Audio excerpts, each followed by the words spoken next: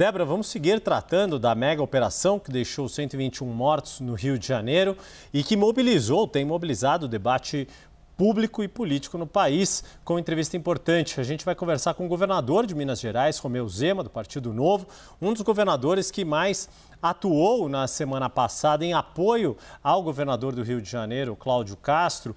Governador, boa tarde. Um prazer recebê-lo aqui no CNN 360.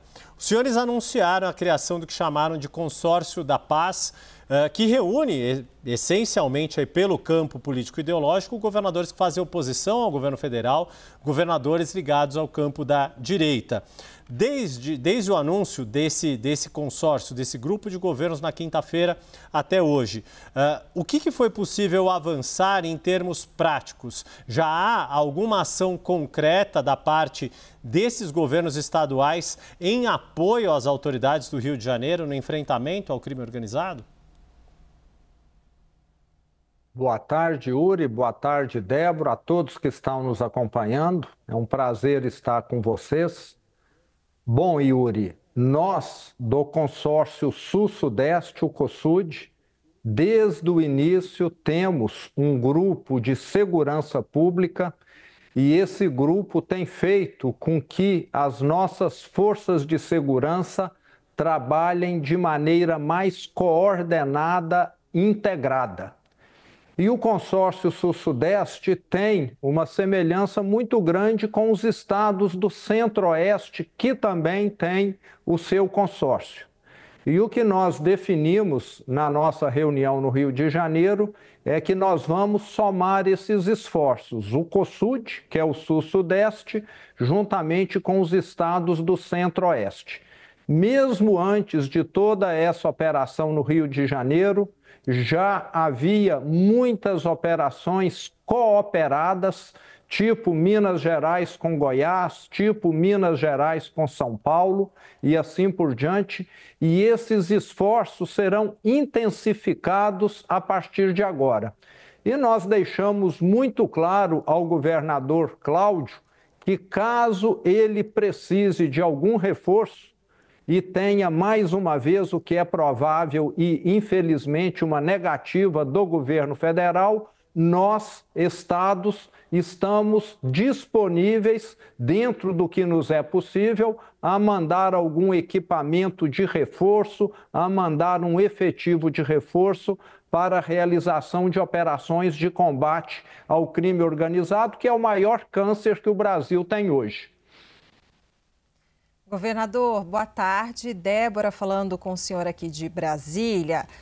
Governador, gostaria que o senhor abordasse conosco essa questão do governo federal ter corrido para integrantes criticarem o governador do Rio de Janeiro, Cláudio Castro, e a mobilização de vocês, dizendo que, olha, não é assim que enfrenta o crime organizado, matando gente, subindo o morro, e sim com inteligência, operações para sufocar a parte financeira do crime organizado. Na sua avaliação, né, como o senhor vê essa politização dessa mega operação? Bom, Débora, o governo federal está, no mínimo, ingênuo e romantizando o problema. Bandido que tem um arsenal de guerra, você não o combate levando diálogo, levando rosas. A polícia, as forças de segurança do Rio de Janeiro foram recebidas lá com fuzis. Tanto é que tiveram 4 baixas, 4 heróis pereceram na operação do dia 28 de outubro. E ontem, antes de ontem, foi realizada uma pesquisa, a maior aprovação, Débora, por parte de quem acompanhou essa operação é de quem vive lá, no meio desse terror, dessa extorsão. Quem vive ali naquelas comunidades, Débora, hoje pagam mais pela energia elétrica, pela água, pela internet, pelo uso de aplicativo, pelo gelo, vivem sempre sendo ameaçados, expulsos de sua casa. Quem tem qualquer atividade comercial ali produtiva precisa pagar uma mensalidade Isso é totalmente ocupação de território. E parece que o governo federal está se falando que o Brasil precisa ser soberano. Quer perda maior de soberania do que essa? Barricadas que impedem a entrada das forças de segurança pública.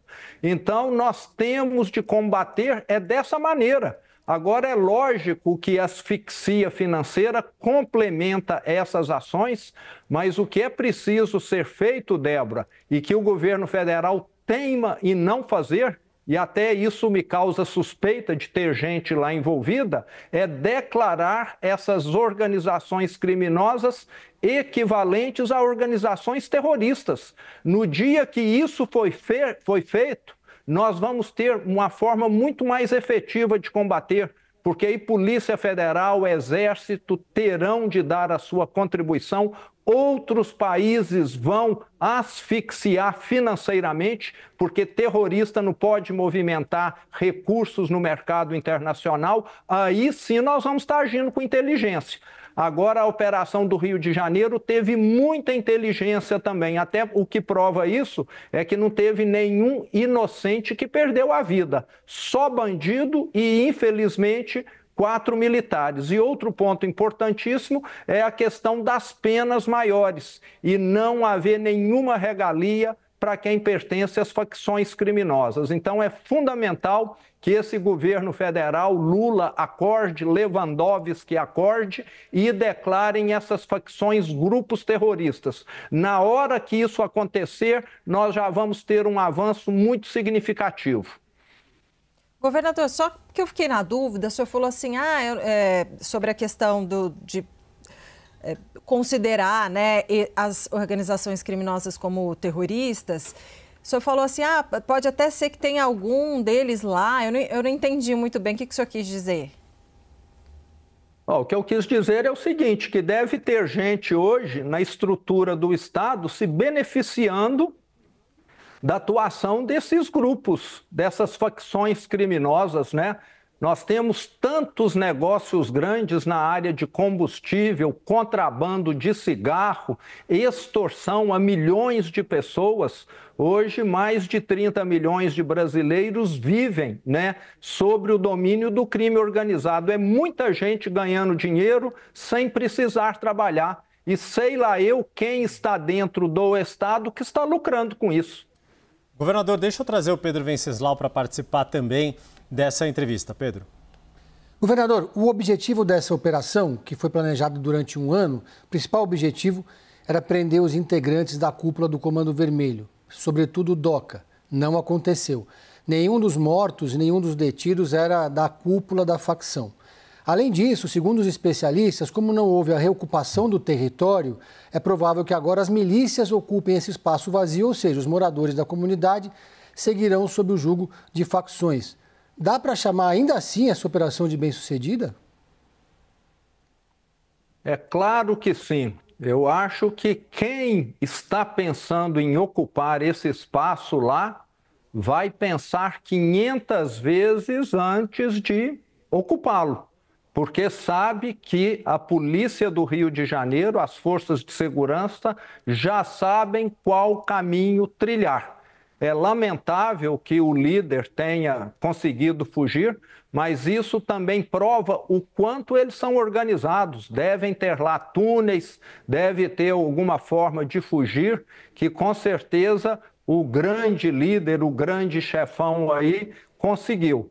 Mas, mais uma vez, o que nós precisamos para poder lidar com quem tem fuzil, com quem tem armas de grosso calibre, que está lá disposto a matar, inclusive inocentes, como aconteceu com a moça na linha amarela antes de ontem, não é com diálogo, não é com conversa, é sim com força. Nós estamos no meio de uma guerra. Nós temos de lembrar aqui, parece que tem hora, isso me deixa muito indignado, que muita gente esquece que aqui no Brasil 40 mil vidas ou mais são perdidas por ano.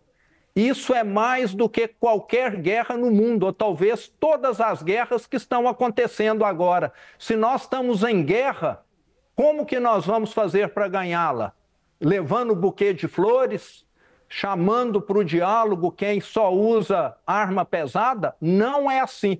Temos de parar de romantizar essa situação e agir efetivamente. Eu estive em El Salvador há 5 meses atrás e lá a taxa de homicídios caiu 99%.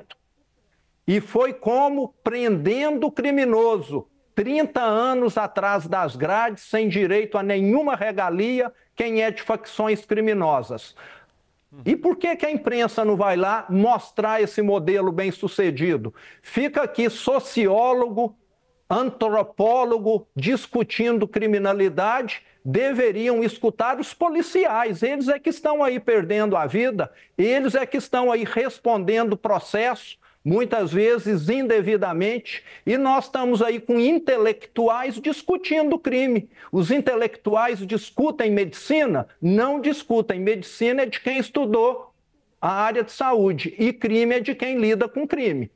Governador, o senhor mencionou a questão que tem sido repetida por governadores da direita, por policiais, pelas autoridades do Rio de Janeiro, de que é importante fazer essa equivalência do crime de facção criminosa, do narcotráfico, ao terrorismo, inclusive usando a expressão narcoterroristas, que também tem sido usada até por Donald Trump.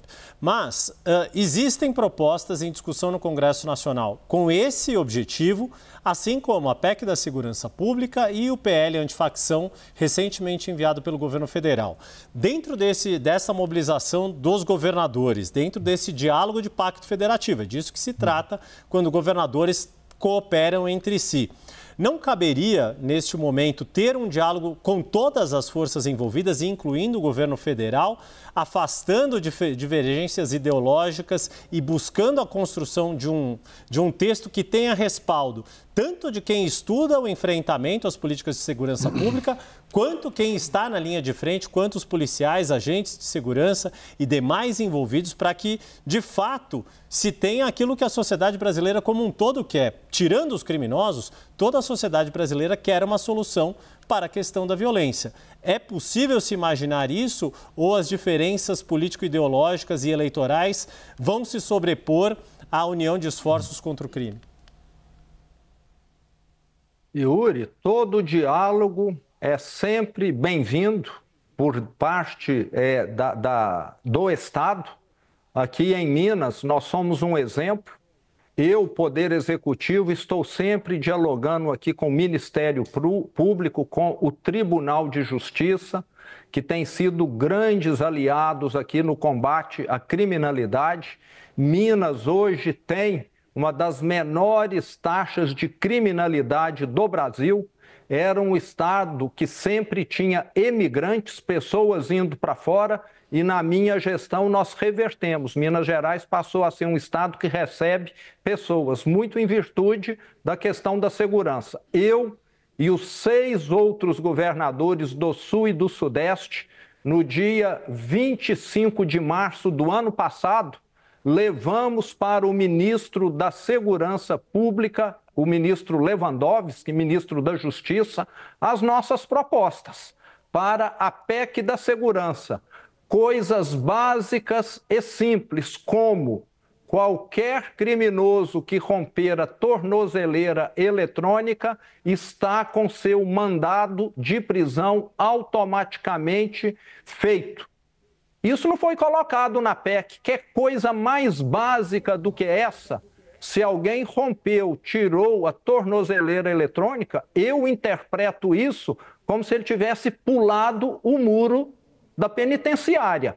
Outro ponto que nós levamos, queremos que os policiais tenham liberdade de abordar quem quer que seja. Hoje, os policiais têm medo de fazer abordagem. Se eles abordam alguém que tem a característica X, amanhã eles vão sofrer um processo por serem X-fóbico.